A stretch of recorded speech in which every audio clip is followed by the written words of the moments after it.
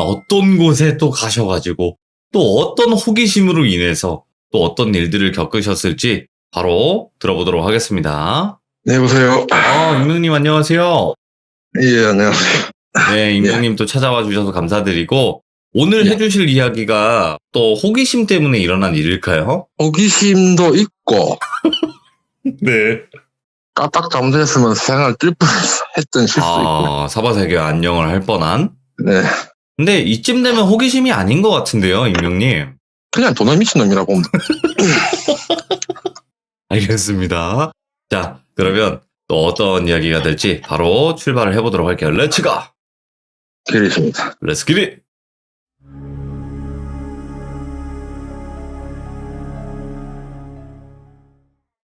이거는 제가 오래전에, 이제 그때 같은 당시에는 멀리 출장을 막 자주 갔어요. 뭐 단기, 장기로. 근데 또 이게 그때 당시 또 대전에 있는 아파트가 걸렸는데, 이게 딱 산 앞에 있어요. 이게 2동짜리 아파트예요. 그나마 좀 고급형. 그래서 이제 한 2주짜리 단기로, 그래, 이제 출장 요청이 들어와서 갔었는데, 그래, 이제 경비 보시는 분들이 이제 어르신들, 대부분 다. 그리고 저는 이제 그쪽에서 관제센터, 관제실에서 이제 카메라 보는 담당으로. 근데 제가 이제 가면서 봤는데, 보통 아파트를 들어가게 되면 가게들이 많아야 되는데, 한 개도 없어요. 무슨 요양원 비슷한 느낌이야. 이게 보니까 한 동 쪽은 사람이 사는다고 맞고, 나머지 한 동은 게스트하우스 같은 그런 느낌이 대여해주는 방식. 그래, 이제 첫날은 뭐 관제실 세팅하는 거 이런 거 여러 가지 보고, 뭐 얘기 듣고 어떻게 하면 된다. 근데 뭐 주의점 이런 거는 전혀 없었기 때문에, 그냥 첫날은 그냥 넘어갔어요. 그래서 다음날 그 아파트 옆에 보면 조그만 집이 있습니다. 숙식을 할 수 있는 곳. 그쪽에서 이제 그날은 내가 당직하고 하루 쉬는 거니까 동네 한 바퀴 돌아보고 뭐 산에도 갔다 오고 했는데 뒷산이 묘지가 꽤 많더라고요. 묘지. 예, 묘지. 그러니까 가족묘 같아요. 묘가 상당히 많습니다. 한 40개? 40개인데 풀이 무성해요. 난 처음에 놈이 아닌 줄 알았어요. 풀이 엄청 무성해요. 한 번도 손 안 냈다는 것처럼 보이더라. 그래서 이제 한 바퀴 돌고 내려오는데 운동하시는 아주머니를 만나가지고 또 우리 입주민일 수도 있으니까 인사를 해야 될 거 아닙니까? 그래, 안녕하세요. 이렇게 얘기를 했는데 네. 예, 이러신 거예요. 말을 듣는 거예요. 아저씨 혹시 밑에서 일하시는 아저씨예요? 이런 거예요. 밑에 어디요? 그러니까. 요 앞에 아파트예요. 예, 그래서요. 한 며칠 일할 겁니다. 그러니까. 아저씨 밤에 나오면 안 됩니다. 이러면서. 그러니까 이게 물어봤어요. 뭐 산짐승이 있어서 그래요? 아니면 뭐 다른 뭐 문제가 있어서 그렇습니까? 물어보니까 별 문제는 없는데 전에 있던 아저씨도 네. 이렇게 아저씨처럼 이렇게 막 돌면서 인사하고 그랬는데 그분도 오일을 못 버티고 나갔대. 오일을 못 버틴다. 예. 관제실에서만 있었을 것인데 오일을 못 버티고 나갔다는 게 좀 이해가 안 가더라고요. 예. 외부에서 근무를 했으면은 이해를 하겠는데 내부 아닙니까? 그것도 지하 층에 있는 관제센터이기 때문에 완전 외부가 차단이 돼 있어요. 그래서 내가 이제 지겨우니까 나가겠지. 그때 또 여름이었고. 그래서 나는 이제 게이밍 노트북 들고 올라섰기 때문에 야밤에 게임하고 놀았죠. 카메라 보면서. 그런데 그날부터 웃긴 게 저희가 이제 지상에서 지하로 내려오는 입구 쪽은 통로가 한 개밖에 없어요. 차가 지나다니는 길도 아니고. 오로지 이제 관제센터를 갈 수 있는 길인데 이쪽에서 계속 동작 센서가 계속 울려요. 한 5분에 한 번씩 띵띵띵 이런 거. 뭐 꾀가 있다.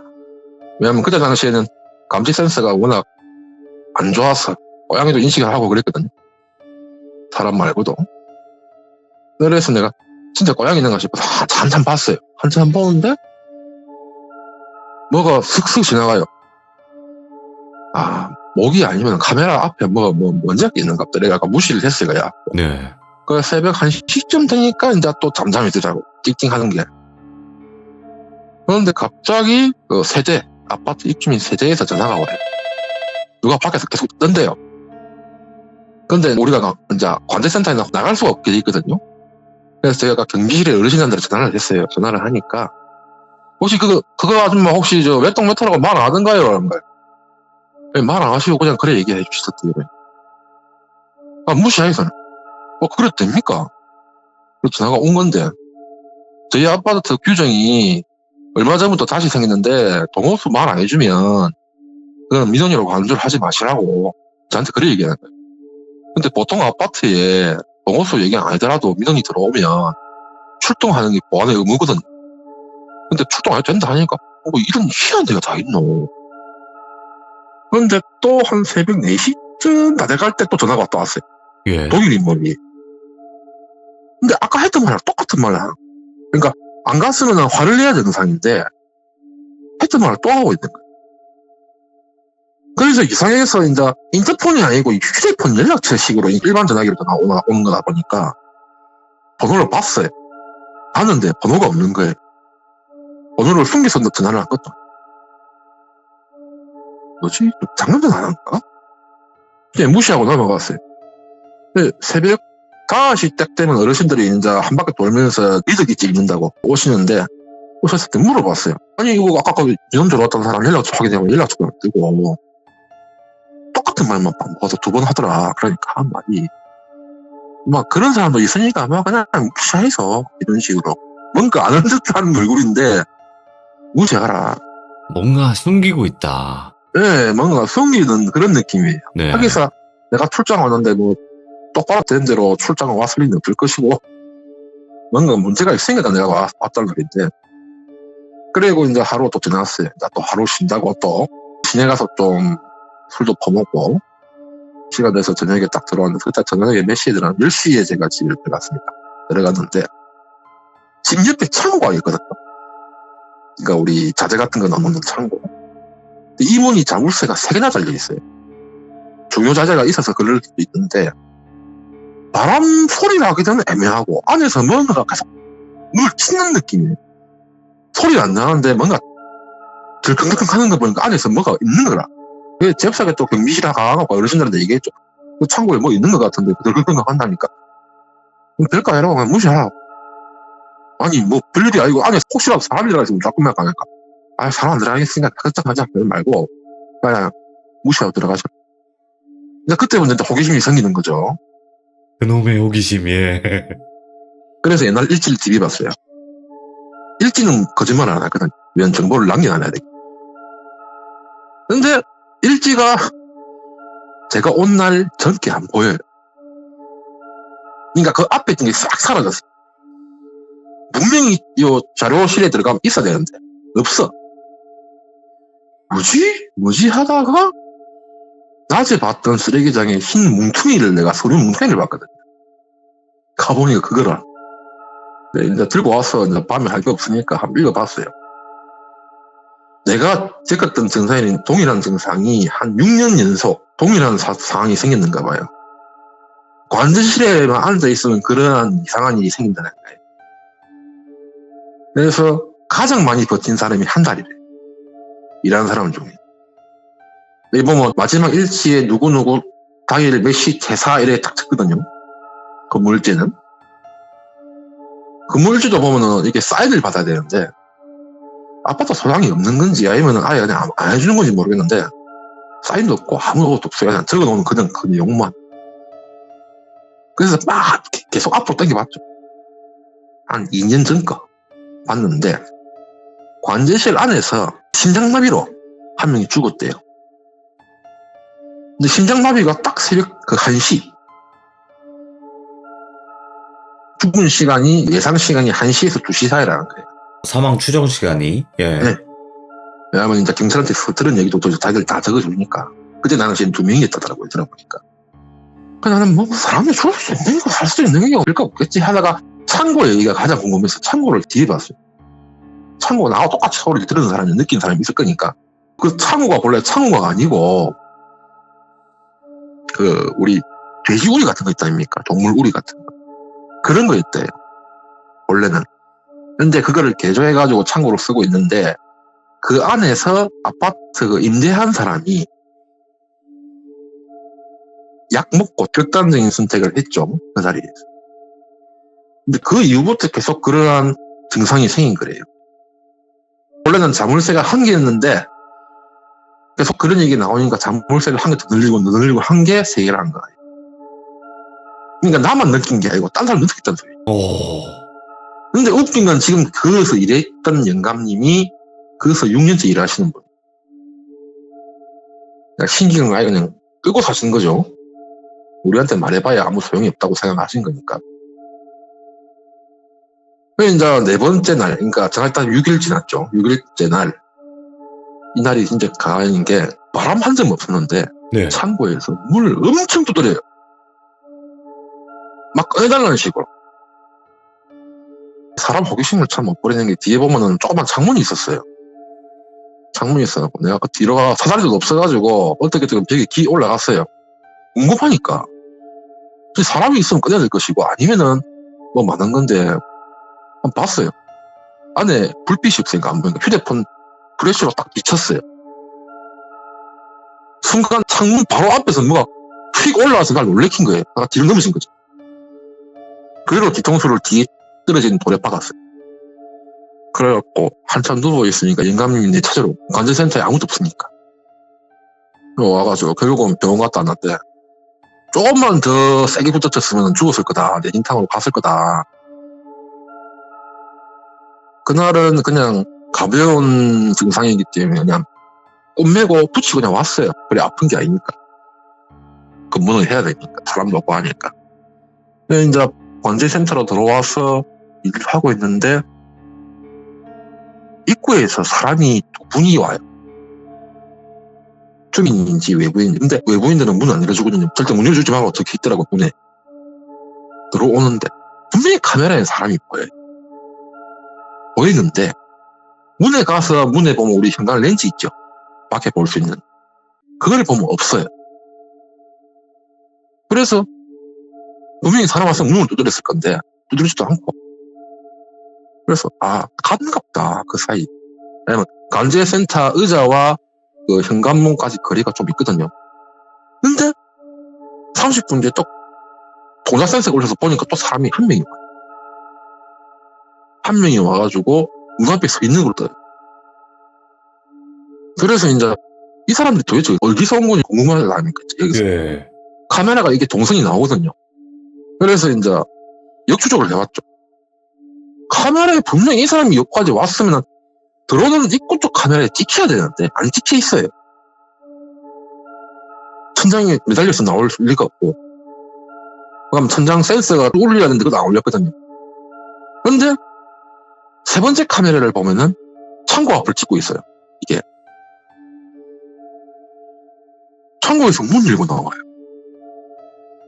그 문 열고 나온 사람이 두 번째 입구 카메라는 안 찍히는데 통로 카메라에 찍히는. 옷도 상당히 세대가 좀 지난 옷이라 내가 봤을 때. 그래 이제 사람이 딱 들어온다고 하면 드다닥 뛰어가고 문을 탁 열어봤어요. 아무도 없어요 진짜. 그래서 나는 녹화된 거 돌아가는갑다. 그래서 녹화된 걸 돌려봤는데 안 나와요. 그렇게 또 한 몇 시간 지났어요. 이상하게 딱 2시 되면 조용해요.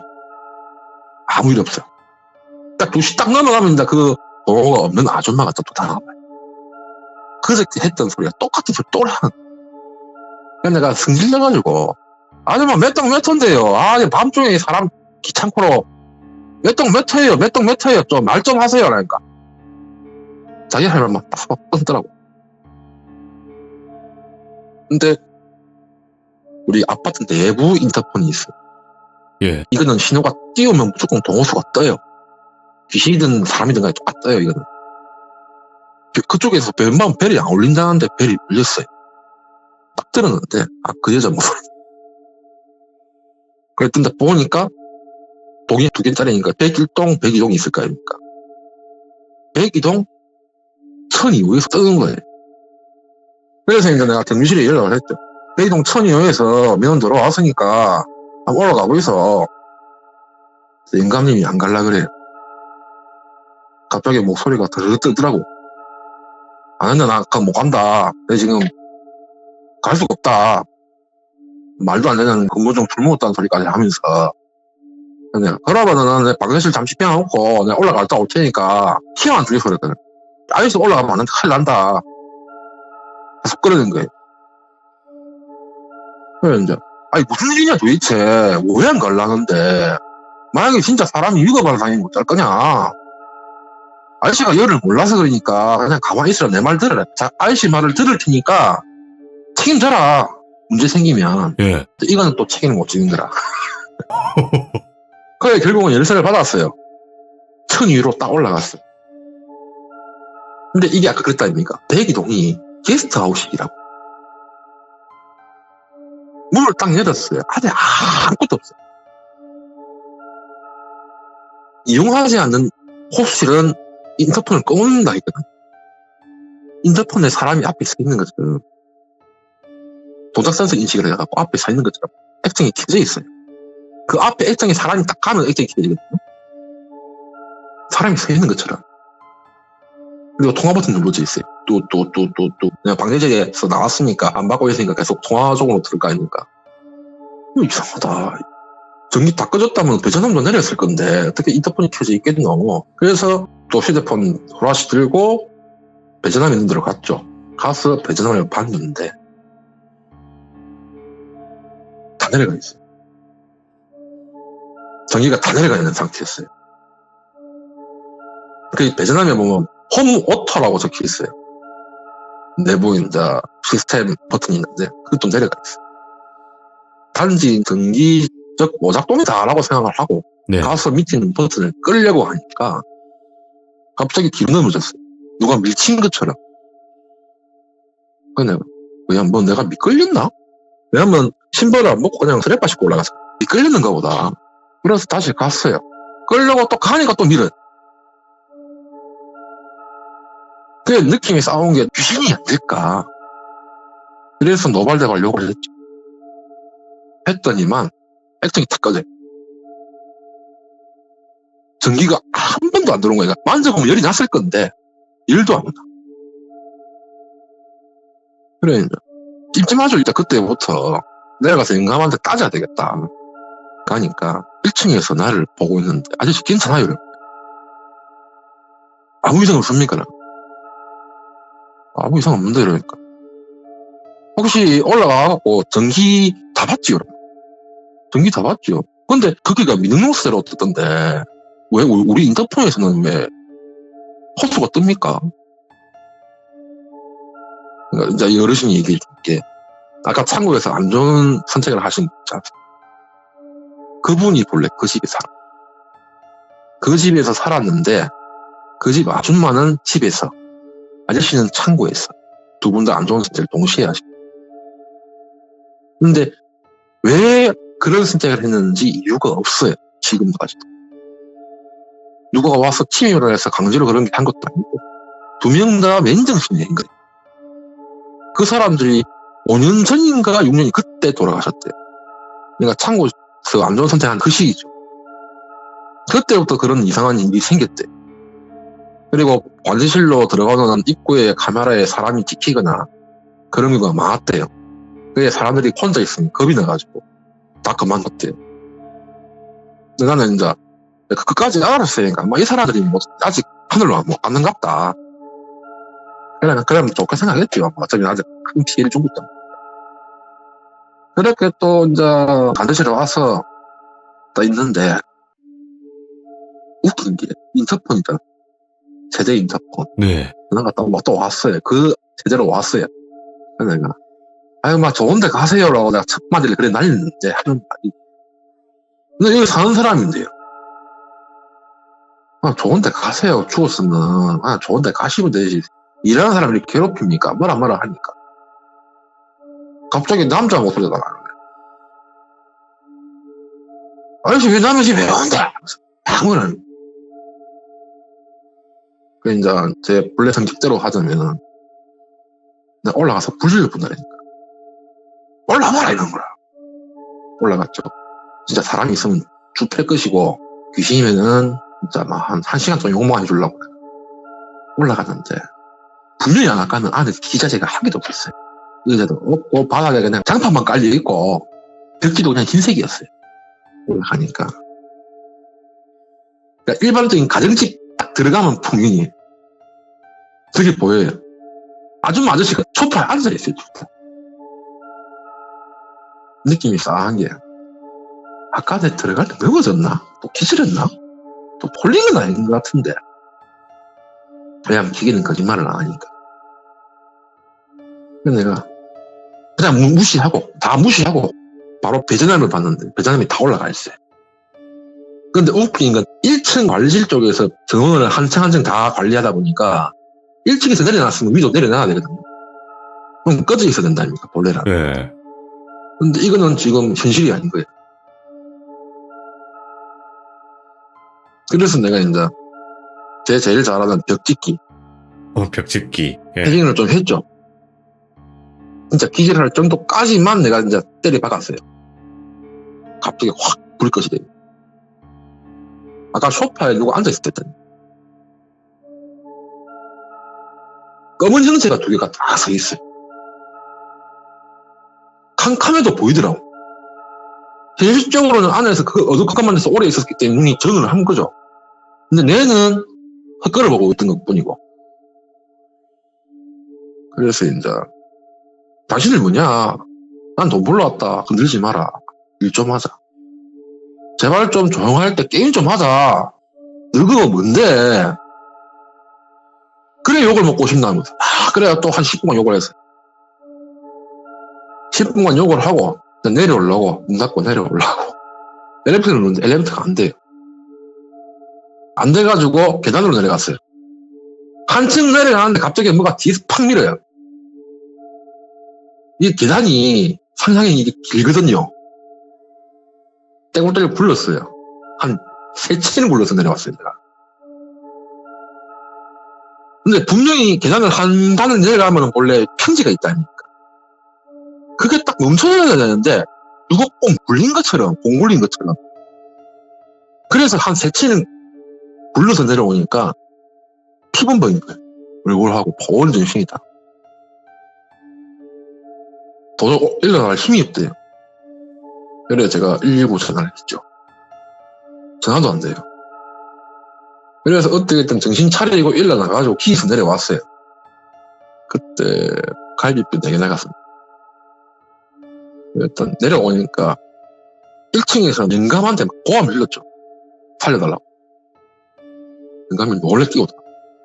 어쩌면 놀래야 질급을 한 거야. 피범벅에다가 골로 가기 시적이니까 와 반자실 안 했고 요 와 있네. 괴롭히니까 성질내서 올라갔는데 이꼴 됐다. 내려오다가 누가 믿었다 나를. 일단 119 불렀어. 119 와가지고 저를 실어 갔어요.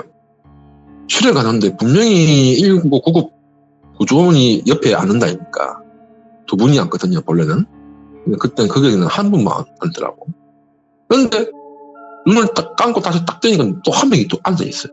웬 여자가. 아까 봤던 그 아줌마야. 날 노려보고 있는데 꼭 못 죽였어. 안 날라앉는 것처럼. 모른 척하고 나는 무시하고 그냥 다 눈 감고 잤어요.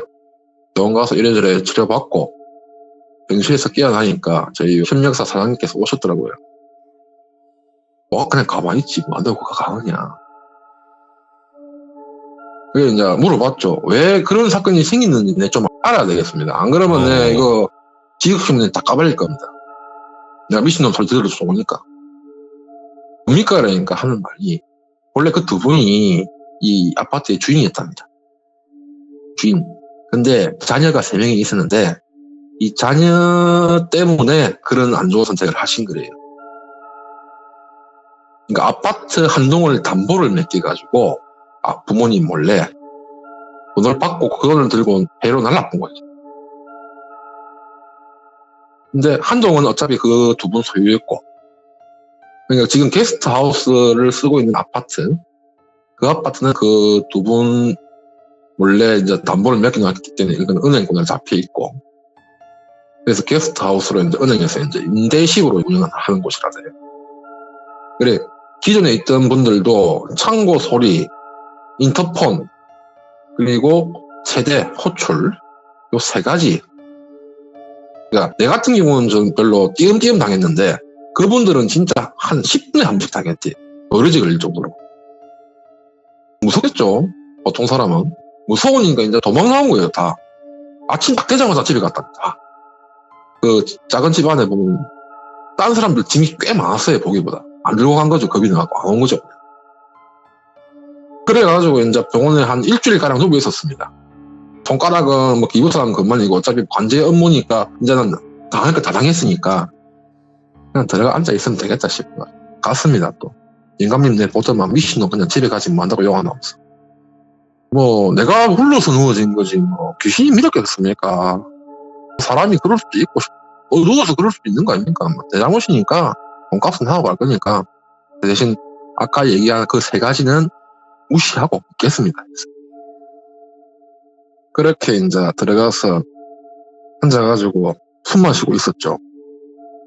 업무는 이제 뒷전이고 정확하게 14일째 되는 날입니다. 이날은 제가 이날 도망 나왔어요. 여기를.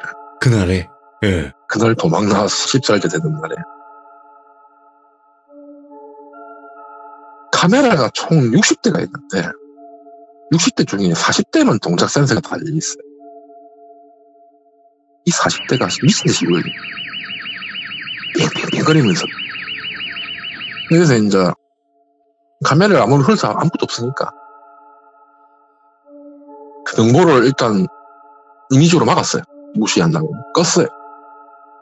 끄갖고 조용해졌어요. 조용해졌는데 5분 뒤에 또 울려요. 버튼이 내려가 있는데 소리가 울려요. 빨간색 화면이 계속 왔다 갔다 하는 거예요. 점점 내가 미쳐가는 건지 아니면 환각인지 모르겠는데 영감이 전화를 했어요. 전화를 안 받아요. 이 영감쟁이가. 근데 그 경비실 보고 있는 카메라를 한번 봤어요. 분명히 앉아있어요, 사람이. 앉아있는데 5분 동안 미동이 없어요. 움직이도 안 해요. 이상하다. 위험하다. 그래서 내가 나갈라 했는데 또 속을 수는 없지 않습니까? 또 속을 수는 없다. 영감이 자는갑다. 그래 무시하고 다시 경보선을 뽑았어요. 승질나가고요. 뽑고 얘네 보고 있는데 아까 제가 그 입구로 들어오는 사람 그 환영 그게 그 경비실로 들어가는 거예요. 두 명 다 여자 남자 다. 에이 설마 있겠지. 근데 의자가 갑자기 뒤로 확 넘어져요. 그 경비실 의자가. 얼핏 보면은 잘 안 보이는데 자세히 보면은 이 의자가 넘어져도 보이거든요. 이 영감님이 미동이 없어요. 이로 넘어졌는데 분명히 이렇게 넘어졌으면 이러면서 일어나야 정상인데 미동이 전혀 없어요. 아무것도 없고 가만히 누워 있어. 그래서 내가 진짜인가? 이 영감님 쓰러져 갔나? 이런 생각을 막 하고 있는데 경비실 보는 카메라가 갑자기 팍 꺼져요. 그러더니 아까 그 우리 관세실 입구 들어오는 길쪽 카메라 이쪽에 경비실 영감님 그 남녀 요 세 명이 쪼르륵 걸어와요. 뭐지? 환각인가? 분명히 영감님은 저 있는데 어떻게 이게 그걸 오는가 궁금한 거야. 또 이제 다시 봤어요. 아무도 없어요. 그냥 또 무시하고 내가 꿈꾸고 있는갑다 또 홀리는갑다 이라 가만히 있어. 갑자기 문을 막 뿔 듯이 막 쿵쿵쿵 하면서 때리는 거예요. 옮겨달라고. 예. 안 열어줬어요. 그냥 귀 막고 가만히 있었기 때문에. 근데 갑자기 확성기 있죠. 확성기. 그러니까 문이 두껍다 보니까 웬만해서는 고함질 잘 안 들려요. 사실은. 밖에서 경찰이 확성기를 들고 안에 계시면 빨리 나오세요! 라면서 방문하는 카메라 보면 경찰이에요. 진짜. 경찰 3분이나 왔더라고. 스트레스 같은 거 있다 아닙니까? 과학수사대하고. 예. 왔더라고. 우리 나갔죠. 왜 무슨 일이냐? 그러니까 앞에 경비실 영감님 죽은 거 몰랐어요. 이런. 아니, 자는 사람으로 알고 있는데, 내가. 의자도 뒤로 넘어져 있고, 그대로 갔었는데, 몰랐습니까? 예. 그럼 이제 이해가 안 가는 거 아까 분명히 왔었거든. 죽었다면서. 온 거야. 가봤어요. 진짜 현장을 갔어요. 지신은 이미 백에 넣어가지고 옮기는 상태고, 주위에 이제 타살인지 자연사인지 확인한다고 계시더라고. 이게 사망 추정 시각이 카메라 꺼진 그때. 근데 다시 들어와서 카메라를 딱 보니 카메라 또 켜져 있어. 그래서 이제 다른 업체에서 그러니까 협력사 상님이 사람 한 명 넣어줬어요. 급하게. 예. 넣어주고 난 다시 관실 들어가고. 있는데 응실 카메라를 봤는데 아가 잽싸게 도망가요. 뭔가를 보고 놀래서 뛰가더라고. 웃긴 건 딴 데는 다 흑백하면 그것만 칼라거든. 문을 빡 차고 지나가더라고. 들어간 지 1시간도 안 돼가고. 네. 이제는 뭐 앞에 사람도 없겠다 위협을 하니까 나가봤어요. 나가는데 안에 사람 잘 있어요. 분명히 빡 차고 나갔는데. 그래 이제 또 속았다. 슬슬 성질이 나는 거죠 이제. 여기서는 제 이상 안 속는다. 죽든가 말든가 내 할 바 아니다. 이제 이 생각하고 관제실로 오고 있는데 관제실 옆에 사다리가 몇 개 있었거든요. 큰 거. 예. 조경할 때 나무 자를 때 쓰는 사다리들. 내가 딱 지나가는 그 순간은 사다리 4개가 동시에 넘어지더라고요. 깔렸어요 결국은. 그게 사다리가 상당히 무거워요. 완전 쇳덩어리예요. 웬만해서는 안 넘어지는 건데 예. 누가 밀지 않는 이상은 힘든 건데 그 4개가 한 곳으로 다 넘어졌어요. 와장창 했죠. 저는 깔려 있어서 기절했었고 그 이후에 이제 등문에 있던 아저씨가 와서 본 상황은 뭔가 이상한 형체가 보였대요. 내 위에서. 보이고 싹 사라졌대. 나는 이미 기절한 상태였거든. 그래 또 119 불렀대. 눈 딱 뜨니 병원인 거야. 근데 그분이 현장 사진을 찍어 놨었어요. 사진을 딱 봤는데 다행히 사다리가 제 머리를 피해갔어요. 예. 머리를 찍었다면 100% 갔을 거래. 그렇게 이 세상에 없겠네요, 진짜로. 그래서 이건 아니다. 가서 짐만 사들고 집에 가자. 안 되겠다. 현장에서 사장님한테 전화해가지고 얘기를 하니까 임명님 한 4시간만 있어라. 더 버티라. 하지만 가만히 있어라. 내가 사람 보여줄게. 내 이유를 알겠으니까 조금 있어. 진짜 4시간도 싫더라고요. 그 시간 1분 1초가 사람이 피가 마르더라고. 다른 아파트에서 당했던 거는 아무것도 아니구나. 완전 물리적으로 사람을 죽이려 하니까. 그래서 하는데 나 관제실 안에서 있다가 2시간 정도 지났습니다. 문을 누가 두드려. 간 봤죠. 밖에 사람이 보이더라고요. 네. 문을 열어줬어요. 문을 열어줬는데 제가 처음에 산에 갔을 때 봤던 아줌마 있죠. 그 아줌마가 와 계시고. 이번에는 이 아줌마가 동네 무당분이라네. 그래 나한테 한 말이 아저씨 많이 다쳤네요. 제가 구르고 넘어지고 해갖고 다쳤습니다. 제 잘못이지요. 그러니까 한 말이 지금 여기 있는 것들이 아저씨 죽이려고 한다. 아저씨 빨리 나가야 된다. 근데 나는 지금 나갈 수가 없다. 사람이 오지 않는 이상 못 나간다. 업무상. 나갈 수가 없다. 진짜 근데 눈물이 났어요. 도망하고 싶어서 진짜. 완전 뒤질 것 같았어요. 등짝도 그때 찢어진 것도 몰랐어요. 피가 나는데 아까 등이 건드려 봤더니 피가 나더라고. 그분 말로는 내가 여기 왔을 때 같이 나가는 게 좋다. 근데 혹시 앞에 정문에 사람 없던가요? 아무도 없던데요? 그런 거예요. 정문에 아무도 없답니다. 다시 와서 카메라 봤죠. 문에 밖에서 문이 자물쇠로 잠겨 있는 상태였어요. 분명히 사람 한 명이 왔는데 아니 있을 건데 없었어요. 알고 보니까 그분도 내한테 내 거 사진 찍어주고 다쳤어요.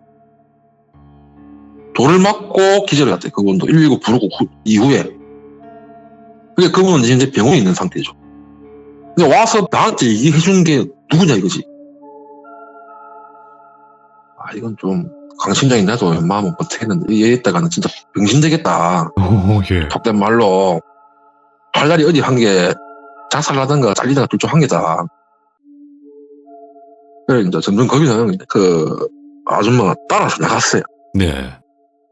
근데 그 아줌마 안 따라 나갔었어야 되는데 따라 나갔는데 그때부터 필이 있는 거예요. 그 아줌마랑 따라 나가서 일곡 방으로 딱 나가는 그 순간 기절했어요.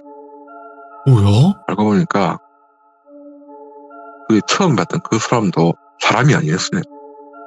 아줌마도요? 네. 그 아줌마였어요. 내가 어두워서 잘 못 봤는데 그 아줌마였어요. 공무원 생각해보니까 틈이 있던 그 아줌마. 와. 그러니까 다음에 온 놈이 내니까 한 권리 먹자 싶어서 이제 겁을 줬는데 그 법도 예. 안 먹고 들어가서 일하니까 여태까지는 세대에 올라간 적이 없대 사람들이. 내가 유력에 올라간 거래. 완전 홀린 거예요 완전. 예. 사다리 찍히고 나서부터 완전 홀린 거예요. 이때까지 안 보다가 보이니까 사람이라고 믿을 거 아니야. 예. 어떻게 내가 기재를 했냐. 그 카메라가 정보가 남아있는데 창고에다가 모서리에다 내가 머리를 박았대. 내 스스로. 아주 세게 박아서 바로 쓰러지더라고. 내가 나중에 와서 카메라 복사본을 봤어요. 허리를 숙이고 머리를 앞으로 내밀고 모서리로 대가리를 2번 찍었어요. 그리고 바로 그 창고 앞에 쓰러진 거예요. 그때가 새벽 6시. 입주민 한 분이 그 운동한다고 돌아가다가 내를 발견한 거야.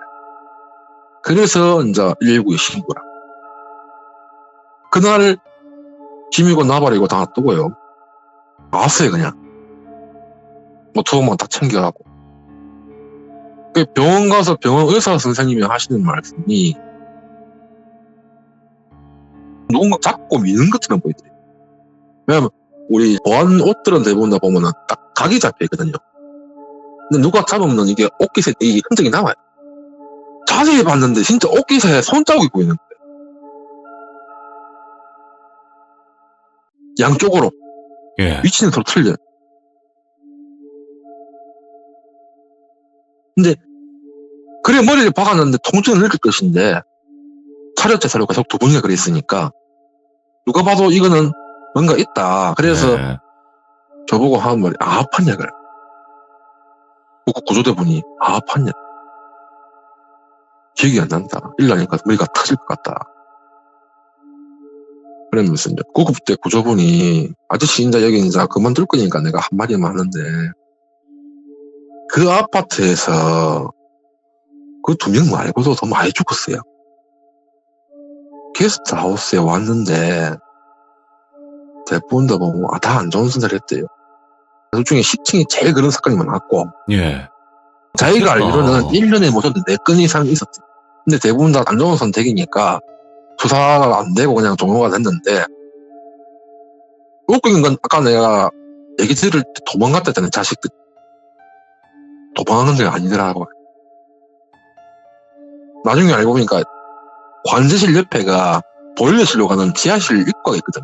그쪽에서 아드님 되시는 분이 안 좋은 선택을 할 거예요. 따님만 도망하는 거지, 하기 전에. 그래서 계속 이 2분이 계속 찾아왔던 거예요. 그러니까 내 문을 걸치지 않는 이상 그거 못 가거든요. 자식 찾으려고 뛰어온 거예요. 근데 내가 앞에 걸리적거리니까 나를 치울 리 있다. 예.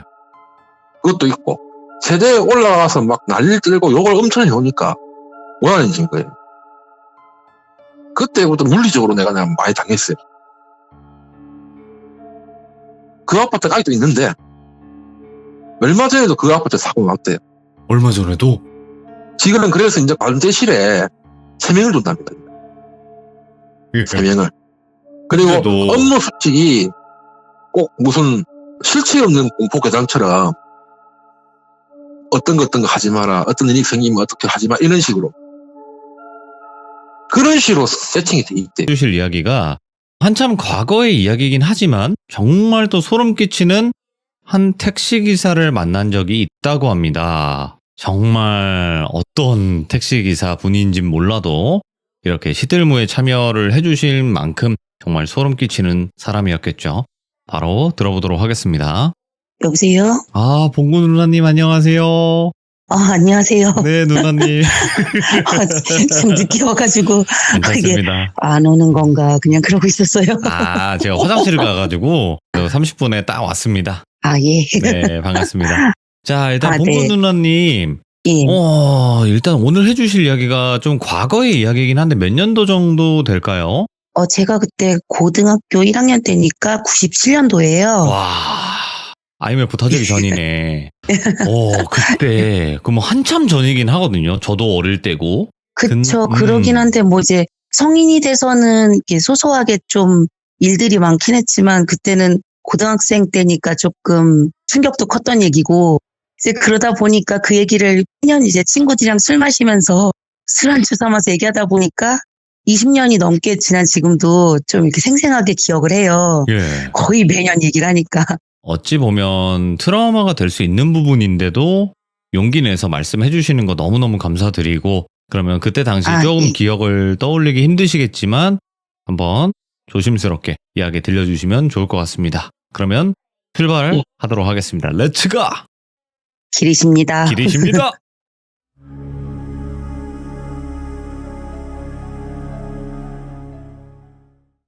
이 얘기는 제가 97년도 때 이제 고딩 1학년 때예요.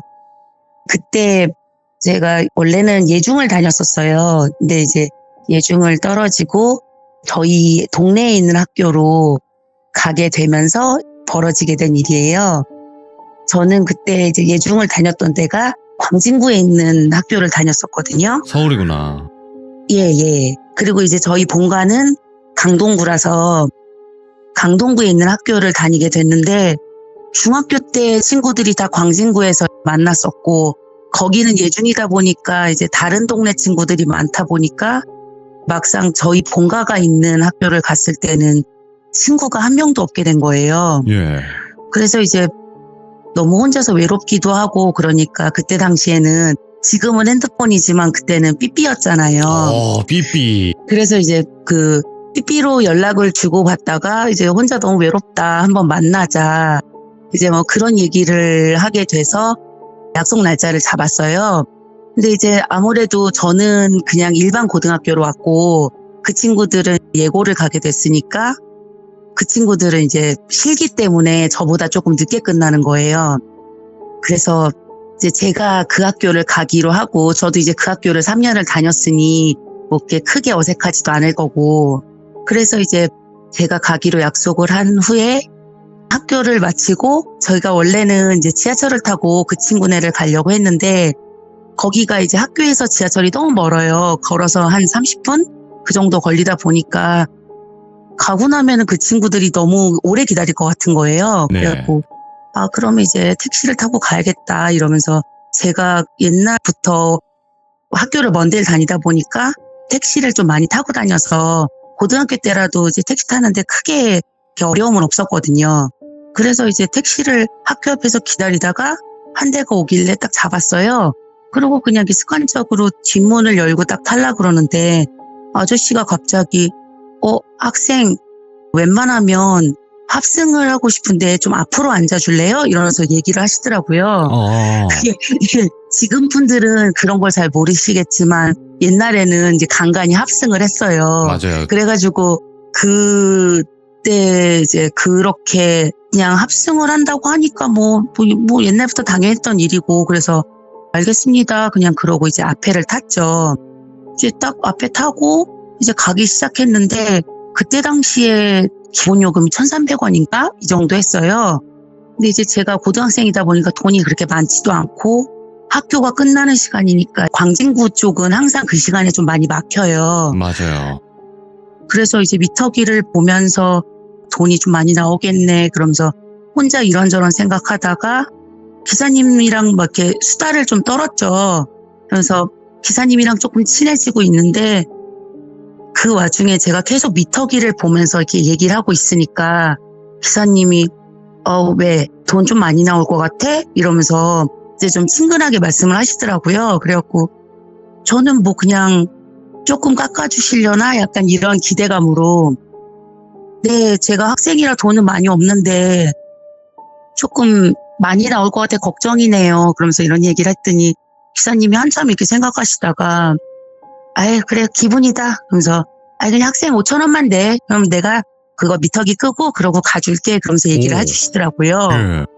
이게 웬 횡재예요. 그때 뭐 못해도 광진구까지 가면 8,000원 이렇게 나올 때였거든요. 예. 그래서 너무 신나가지고 감사합니다 이러면서 막 얼른 5,000원을 드리고 그때부터 막 되게 화기애애가 막 오늘 나 운이 진짜 좋다. 막 돈 다 아껴서 친구들이랑 좀 놀 수 있겠다 이런 마음에 막 신나게 가고 있었죠. 그러면서 제가 또 원래 조금 기본적으로 수다쟁이라 기사님이랑 막 이런저런 수다를 떨면서 가고 있었어요. 네. 근데 지금은 좀 안 그러는데 그때 당시에는 제가 수줍음이 좀 있는 편이라서 네. 이렇게 얘기를 할 때 사람 얼굴을 많이 쳐다보고 얘기를 못했어요. 그러다 보니까 이제 기사님이랑 수다는 떠는데 제가 앞쪽에 이렇게 배낭 가방을 안고 있었거든요. 네. 이제 그 배낭 가방만 이렇게 쳐다보면서 학교 잘 지내 뭐 어때 뭐 이러면서 기사님들이 이렇게 물어봐 주시면 고등학교 올라와서 너무 힘들어요 막 이러면서 이런저런 그냥 수다를 떨면서 쭉 가고 있었어요. 그러다가 이제 보통 강동구에서 광진구로 넘어가게 되면은 천호대교를 건너거든요. 그럼 이제 천호대교를 건너면 학교까지 가는데 좀 이렇게 언덕이 몇 개가 좀 있어요. 거기를 이제 언덕을 한 2개만 넘으면 학교가 딱 도착을 해요. 그래서 뭐 한참 얘기를 하다가 그냥 이렇게 갑자기 대화가 없어지는 순간이 있잖아요. 그래서 조금 멍을 때리고 이렇게 해서 기다리고 있었어요. 그랬는데 갑자기 차가 흔들흔들 하더니 옆으로 조금씩 움직이는 거예요. 아무리 제가 운전을 할 때가 아니지만 이게 운전이 좀 이상하다는 느낌이 들잖아요. 고개를 숙이고 있다가 왜 이렇게 운전을 하지? 이 생각이 들어서 순간적으로 저도 모르게 기사님 쪽을 이렇게 슬쩍 보면서 기사님 차가 좀 이상하게 이런 식으로 말을 딱 하다가 멈추게 된 거예요, 얘기가. 예. 제가 처음엔 잘못 본 줄 알았는데 이게 왜 그렇게 흔들렸냐면 차가 기사님이 왼손으로는 핸들을 잡으시고 오른손으로는 바지 지퍼를 내리셔서 그분의 성난 소중이를 막 주섬주섬 꺼내고 계셨던 거예요. 진짜 그때부터는 아예 생각이 안 나는 거예요. 막 이제 학교는 거의 다 왔고 한 10분 정도만 가면 되는 길인데 그런 일이 벌어지니까 이제 그때부터는 막 어떻게 해야 될지 모르겠는 거예요. 그래서 중간에 뛰어내릴 수도 없고 차는 막히지만 또 안 막히는 구간에선 쌩쌩 잘 가고 있는 상황이니까 이제 어떡하지 그러면서 혼자 막 어떡하지 막 이러면서 고민을 하고 있는데 그때 들었던 생각이 제가 중학교 때 예중을 다녔다 그랬잖아요. 근데 그때 거기에 요즘도 그렇게 말씀하시는지는 모르겠는데 아담이라 그랬어요. 저희 때는. 아담. 네, 그 밑에를 이렇게 시원하게 내놓고 다니시는 분들을 근데 저희가 여자애들 비중이 높은 학교다 보니까 그런 분들이 가끔 출몰을 많이 하셨어요. 예. 그래서 그 사람들한테 대응하는 방법에 대해서 선생님들도 얘기를 해주시고 했는데 그게 이렇게 반응을 크게 하면 안 된대요. 절대로 봤을 때 소리를 지르거나 막 저항을 하려거나 그럼 그때부터 그분들은 더 흥분을 하신다는 거예요. 대응 자체가 그렇게 되는구나. 그래서 이거를 대응을 하면 안 되겠다. 일단은 아무리 무서워도 일단 가만히 있어야겠다 싶어서 계속 고개를 숙인 채였으니까 그대로 그냥 가만히 있었어요. 근데 갑자기 차에서는 정적이 흐르고 제가 말을 끊었잖아요. 중간에 얘기하다가. 맞아요. 기사님 왜 이렇게 하다가 끝났잖아요. 근데 이제 기사님은 그걸 보신 것 같아요. 제가 이제 옆모습을 보면 알잖아요. 네. 긴장을 하고 있다는 걸. 그러니까 이제 그때부터 기사님이 조금씩 말투가 막 좀 생기가 더 난다 그래야 되나? 막 조금씩 흥분한 게 막 보여요. 그러면서 막 학생 이제 학교 거의 다 왔는데 친구들 연락 안 와? 삐삐 안 와? 막 이러면서 뭐 계속 그렇게 얘기를 하시는데 제가 뭐 그게 들어와요, 이제. 그래서, 어떻게 하지? 나 삐삐 안 오는 거 보니까 친구들 실기가 아직 안 끝났나 보네요. 그냥 그러고 계속 그냥 가만히 있었어요. 이제 그러니까 기사님은 막 애가 닳잖아요. 어떻게든 자기 이거를 좀 보여주고 막 이렇게 반응을 봐야 되는데, 그러니까 그 기사님이 두 번째 선택하신 게, 지금은 이 패널이 자동차 가운데 있잖아요. 기아 있는데 이쪽에. 거기에 이제 전자시계가 조그맣게 카세트 테이프 플레이어 위에 이렇게 있었어요. 그러니까 이제 그 시계를 보게 하려고 말을 또 거시는 거예요. 학생, 지금 많이 안 늦었어? 그러면서 몇 시인지 한번 확인해봐. 몇 시까지 만나기로 했다 그랬지 아까? 그러면서 이제 오른손을 잠깐 그 시계를 가리키려고 잠깐 이렇게 그것을 놓고 이제 막 그렇게 하시더라고요. 근데 그게 제가 보기는 너무 싫었는데 어쩔 수 없는 게 창밖을 구경하는 척 하면서 막 갔거든요. 예. 거의 다 왔다 이러면서 막 그러고 있는데, 이게 날씨 되게 밝은 날은 운전하시는 분들 아실 거예요. 날씨가 너무 밝고 이러면 차 안에 있는 그 물체들이 약간 흐릿흐릿하게 비치잖아요, 유리에. 맞아요. 그게 자꾸 눈에 아른거리니까 막 너무 싫어서 막 계속 다른 생각만 하고 있는데, 그 손가락으로 가리키는 게 이렇게 보이는 거예요. 그래서 이거를 보면 안 되지, 이걸 다 들어주면 안 되지, 이 생각을 하면서 어떡하지, 이걸 어떻게 대응을 하지 하다가 순간 딱 생각이 난 게, 제가 이제 가방을 앞에 안고 있었다 그랬잖아요. 네. 근데 이제 그 가방 앞주머니에 제가 삐삐를 넣어놨었던 거예요. 제 삐삐가 그때 당시에는 메시지랑 시계를 보여주는 기능이 있었거든요. 네. 그래서 이제 순간 그게 생각이 나고 냉큼 이제 그 삐삐를 꺼내가지고, 기사님 아직 시간 괜찮네요. 한 10분 정도도 안 남았으니까 곧 도착할 거니까 괜찮아요, 안 늦었어요. 그냥 그러면서 이렇게 얘기를 했어요. 그랬더니 기사님은 본인이 한 게 실패를 했잖아요. 네. 약간 그런 의기소침함이 좀 보이더라고요. 느낌상 이제 그 기운이. 자, 이제 조금만 더 있으면 된다 그러면서 막 하고 있었는데, 거기 또 가는 와중에 이제 광진구를 아시는 분들은 아시겠지만 거기에 좀 그런 모텔들이 많아요. 그러다 보니까 또 들은 생각이, 혹시 이 사람이 갑자기 차를 꺾어서 막 그런 으슥한 데로 데리고 가서 나쁜 짓을 하면 어떡하지?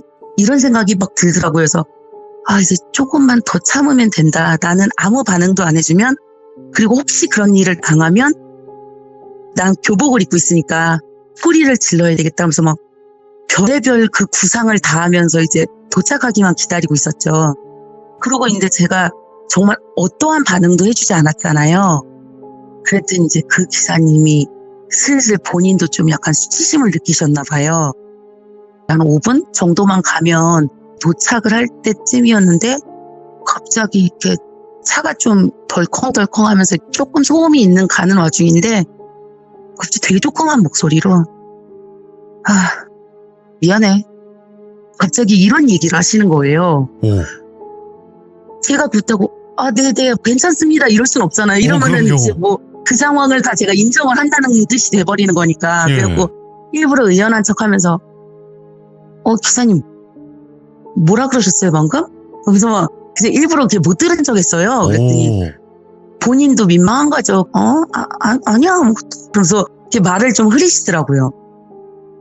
그래가지고, 거의 얘기가 이제 끝나가고 있었어요, 그 상황이. 그래서 학교가 보일 때쯤이 되니까, 내리면 된다, 이러면서 기다리고 있는데, 다행히 차가 조금 이렇게 막히더라고요.